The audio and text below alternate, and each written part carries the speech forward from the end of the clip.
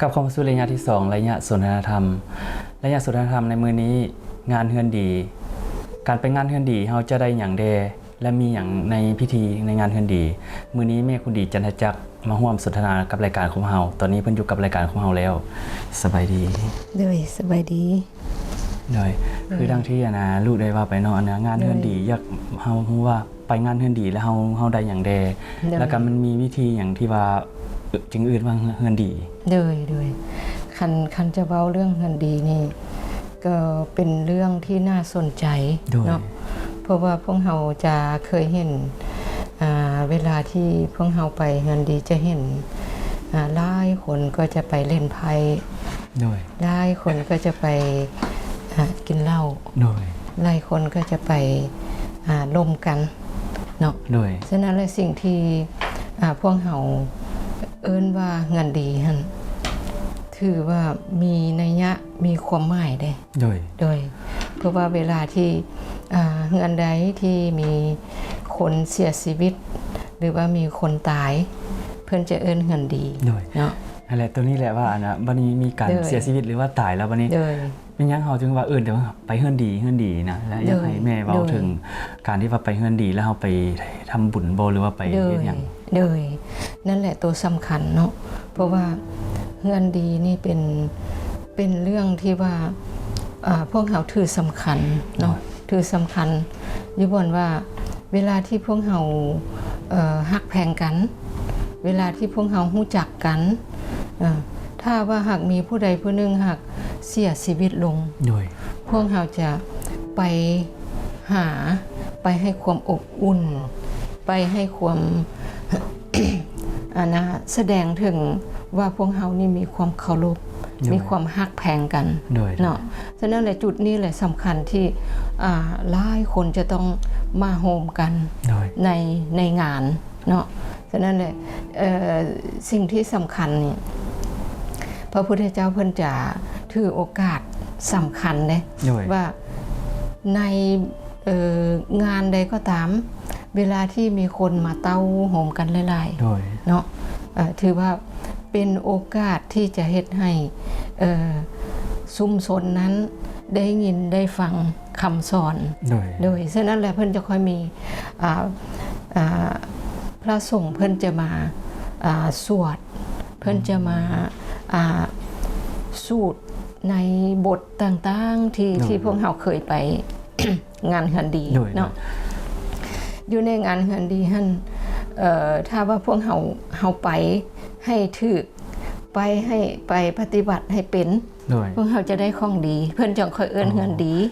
ตัวนี้ตัวที่สำคัญที่ว่าอาการไปเฮือนดีที่ว่าบางคนก็ไปตามนะที่ว่าความฮักแพงไปตามความนั้นแต่ว่าบ่ฮู้ว่าไปโมงใดหรือว่าไปยามใดที่ว่าเพิ่นจังได้ของดีกลับขึ้นมาโดยถ้าว่าไปในช่วงที่พระสงฆ์เพิ่นไปสวดก็ยิ่งเป็นการดีเพราะว่าจะได้ยินได้ฟังบทเนาะบทที่เพิ่นสวดให้พวกเฮาได้พิจารณาเนาะส่วนหลายนั้นอาจจะมีการเข้าใจผิดอยู่บนว่า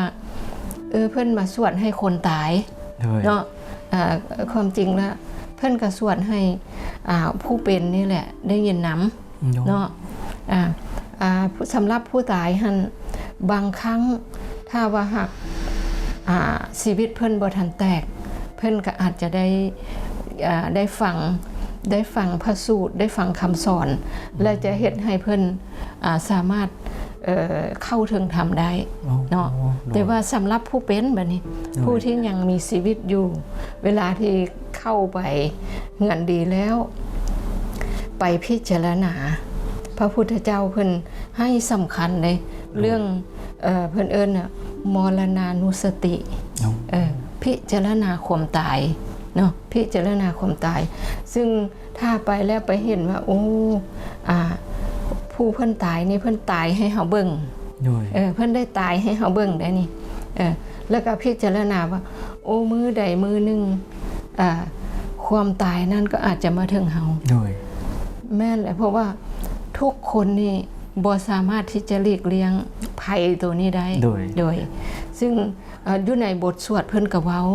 อยู่ในบทสวดนี้เพิ่นจะ สวดนะให้พวกเราได้ยินตลอดดอกตูอนิจจาวัตสังขาราอุปาทะวายะธัมมิโนอุปาทิสวานิรุตสันติเตสังโวปธรรมโมสุโข โดย เคยได้ยินบ่โดยบทนี้เพิ่นจะสวดบทนี้3ครั้งแล้วก็ความหมายเพิ่นว่าสังขารนี้บ่เที่ยงหนอเมื่อเกิดมาแล้วก็จะต้องมีความเสื่อมเนาะเมื่อเกิดมาแล้วก็ย่อมมีความดับ โดย นี่แล้วการเข้าไปดับการปรุงแต่งนี่แหละจึงค่อยเป็นความสุขนี่แหละคือความหมายของบทนี้เลย โดย ฉะนั้นแหละถ้าเฮาเข้าไปได้ยินบทนี้โอ้แล้วเฮาสนใจว่าเพิ่นว่าอย่างนี้นะ โดย แล้วเพิ่นบอกเฮาว่าโอ้สังขารนี้บ่เที่ยงหนอเฮาเองนี่เฮาก็จะบ่เที่ยงทุกอย่างเกิดมาแล้วก็เสื่อม โดย เห็นบ่ มันก็หักมีความเสื่อมไปในตัวของมัน แม้แต่ยังหนุ่มเฮาคิดว่าเฮายังหนุ่มแต่มันก็มีความเสื่อม โดย เสื่อมมาจากตอนที่เฮายังน้อยๆเฮาก็แก่แล้วเนาะเมื่อเกิดมาแล้วก็ย่อมมีความดับถ้าว่าเฮาพิจารณาโอ้ทุกอย่างนี่เมื่อมีเกิดแล้วมันก็จะต้องมีดับ โดย เนาะตัวสำคัญที่เพิ่นบอกว่า การเข้าไปดับการปรุงแต่งเนาะที่พวกเฮาสังขารเนี่ยแหละ โดย สังขารไปปรุงแต่งไปคิดไปอันนี้คือเป็นสิ่งที่จะมีความสุขเพิ่นบอกนี่เห็นบ่สำคัญบ่บทนี้ สำคัญ โดย สำคัญอย่างอะไรที่ว่ามีผลประโยชน์ที่ว่าเราได้ไปเฮ็ดบุญหรือว่าไปเงินดี โดยได้เข้าใจ โดย ถ้าเขาเข้าใจแบบนี้เขาก็จะมาเบิ่งได้ป่ะโอ้ต้องใช้ชีวิตจังไดชีวิตที่เหลือเขาก็บ่ฮู้ว่ามันจะเหลือเท่าใดเวลาที่เฮายังแข็งแรงอยู่แต่ก็บ่ฮู้ว่าจะแข็งแรงไปฮอดมื้อใด โดย ฉะนั้นแหละเฮาควรเฮ็ดหยังเนาะจากนั้นเพิ่นก็ยังเว้าต่ออีกมีต่อบทน่ะสัพเพสัตตามารันติจะมารินสุจะมาริสเรตะเทวะหังมริสมีนัตถิเมเอกทะสันสโยตัวนี้บทตัวนี้เพิ่นก็ยังบอกให้เฮาตื้มว่าสัตว์ทั้งหลายที่ตายมาแล้วที่กำลังตายอยู่นี่และที่จะตายเห็นบ่ที่จะตายหมายความว่าทุกคนที่ตายหมดตายมาแล้วก็หลายแล้วกำลังตายให้เฮาเห็นนี่ก็มี โดย และกำลังจะตายก็ถือว่าพวกเฮานี่แหละที่ยังมีนี่แหละก็จะตายเหมือนกันนั่นแหละเนาะนะนัดที่เมเอทัสสันสโยนี่เฮาก็จะตายอย่างนั้นเหมือนกัน โดยที่บ่ต้องสงสัยอย่างเลยนี่เห็นปะเพิ่นฉะนั้นแล้วเพิ่นยังค่อยให้เฮานี่ได้ไปฝังได้ไปได้ยินได้ไปพิจารณาเนาะนี่ในบทที่เพิ่นสวดนี่เพิ่นก็ยังสวดอีกเว้าว่าอาจิรังวัตยังกายโยปัทถวิงอภิเศสติสุทโธอวิตาวิญญาโนนิรันทังกะวะกะริงกะรังนี่อันตัวนี้เพิ่นบอกว่าโบราณเนาะร่างกายเฮานี่มันก็จะตายมันก็จะนอนทับแผ่นดินคือกันเนาะ เมื่อกายนี่น่ะปราศจากวิญญาณแล้วมันก็จะนอนทับแผ่นดินเหมือนท่อนไม้ท่อนฝืนนี่บ่มีความหมายอย่างหมดถึงว่าจะเป็นผู้หั่งผู้มีผู้ทุกข์ผู้จนนี่สั่งเวลานั้นมาถึงก็คือบ่มีความหมายแล้วบ่มีไผเอาไว้เนาะอนาถึงว่าสิมีเงินมีคำนี่อย่างก็เอาไว้บ่ได้แล้วเนาะเพราะว่าฮอดยามแล้วสิแม่น แล้วก็เวลาที่เฮาจะเห็นเนาะบางครั้งนี่คือสัตว์ตายบางเทื่อมันก็ยังเป็นประโยชน์เนาะสัตว์ตายเพิ่นก็อาจจะเอาไปเฮ็ดซีนแห้งซีนหยังเนาะแต่ว่าปลาตายสั่งมันยังไปเป็นปลาแดกได้เนาะแต่ว่าไม่ตายเพิ่นก็เอาไปเฮ็ดฟืนได้แต่คนตายนี่คือจะต้องได้เอาไปเผาใช้ประโยชน์อย่างใช้ประโยชน์ยังบ่ได้เลยเนาะฉะนั้นแหละอันนี้ถ้าว่าพวกเราได้เข้าไปฟังได้เข้าไปพิจารณาได้เข้าไป เฮือนดีไปแบบที่พระพุทธเจ้าเพิ่นอยากให้พวกเฮาไปนะมันก็จะเฮ็ดให้พวกเฮานี่ได้สิ่งดีๆเพิ่นจังค่อยเอื้อนเฮือนดีเด้โดยคือการไปเฮือนดีคือมันมีตอนแรงหรือว่าตอนบ่ายบ่เพิ่นมีการสูตรนั่นเนาะแล้วเฮามีการที่ว่าไปฟังที่ไปฟังสูตรนั่นเนาะหรือว่าให้พรที่ว่าผู้เสียชีวิตโดยบ่ได้เฉพาะไปสวดให้ผู้เสียชีวิตจุดประสงค์คือสวดให้คนที่ยังนี้ได้ยินได้พิจารณาแล้วเอาไปปฏิบัติในชีวิตของตัวเองโดยตัวนี้แหละคือคณะเองก็คือคิดคือกันว่าลังเทื่อบางคนก็คิดคือกันนะว่าไปร่วมสูตรมนต์หรือว่าสูตรให้ผู้เสียชีวิตนั้นแล้วเห็นแม่เว้าแบบนี้ก็เข้าใจว่าการเฮาที่ว่าไปร่วมสูตรในเฮาเพื่อว่าไปให้ฮู้จักแล้วได้ของดีสิ่งดีๆกลับขึ้นมาให้ตัวเองเนาะเพราะว่าเพิ่นจะมีบทสวดตัวนึงที่เพิ่นบอกว่าอกุศลธรรมมากุศลธรรมมาสั่งนั่นแหละเพิ่นบอกให้เฮาว่าธรรมที่เป็นกุศลก็มีธรรมที่เป็นอกุศลก็มีซึ่งพวกเฮาถ้าว่าพวกเฮาหักใช้ชีวิต ไปเฮ็ดแต่สิ่งที่เป็นอกุศลอกุศลพวกเฮาเคยสนทนาเคยแลกเปลี่ยนไปแล้วเนาะอกุศลกุศลกรรมบท10อกุศลกรรมบท10เห็นบ่ถ้าว่าเฮาสร้างกุศลกรรมบท10แม่นหยังจะปรากฏ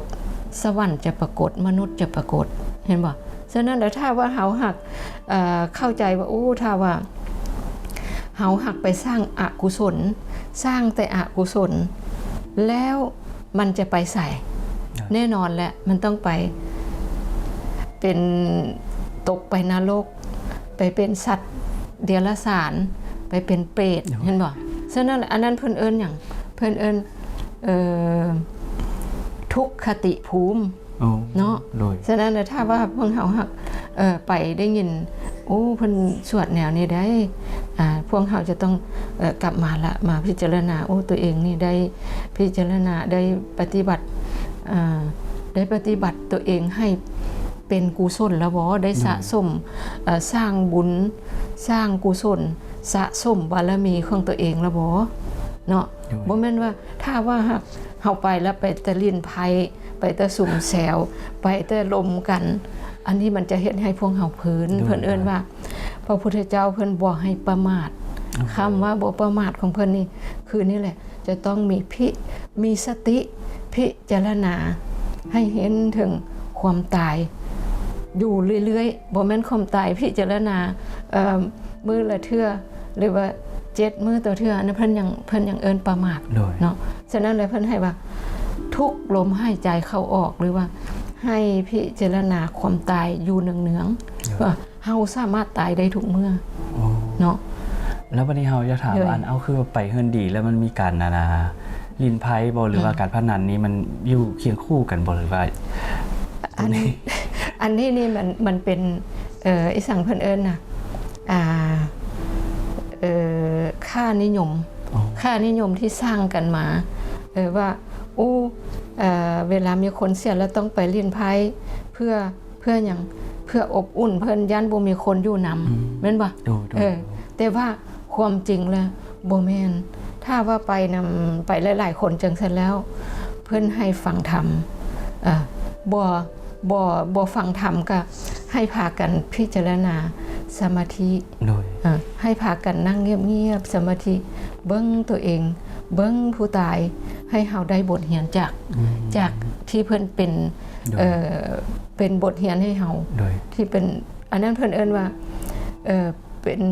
เพิ่นเอิ้นอาจารย์ใหญ่ให้เฮาโดยที่ว่าเพิ่นเสียชีวิตนะเพิ่นเสียย้อนพยาธิเพิ่นเองบ่หรือว่าเสียย้อนอุบัติเหตุเสียเรื่องอื่นๆเนาะที่ว่าไปให้คำนึงถึงเฮาว่าให้เฮาปฏิบัติหรือว่าให้เฮาเป็นบทเรียนในแก่ชีวิตของเฮาในการดำเนินชีวิตเนาะโดยฉะนั้นถ้าเฮาเพิ่นมันอาจจะมีอันเฮ็ดให้เฮาแม้แต่การอยู่การกินการปฏิบัติประพฤติตัวเองนี่ถ้าเฮาเพลินถ้าเฮาบ่ระมัดระวังมันก็จะเฮ็ดให้เฮาเจ็บได้เนาะโดยท่านผู้ชมการไปเฮือนดีเฮาได้หยังแดและควรปฏิบัติแนวใดคือดังแม่คุณดีได้อธิบายไป นั้นแล้วก็เลยสนทนากับข้าพเจ้าไปนั้นมอนี่ต้องขอขอบใจแม่คุณดีหลาย เฮ้ยขอบใจ